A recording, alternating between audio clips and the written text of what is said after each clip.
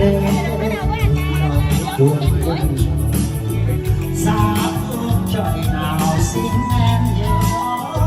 anh vẫn tôn thờ thương em bao đêm tôi thầm bên nhau và một đời em về chốn nào xa xăm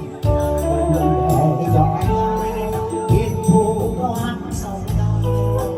đừng để cho nhau anh tìm tâm những cơn sầu anh xa em như chim xa biển thay rời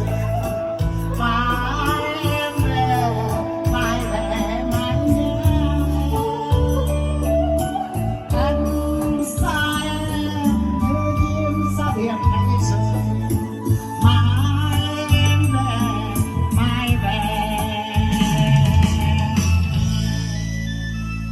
mai về mai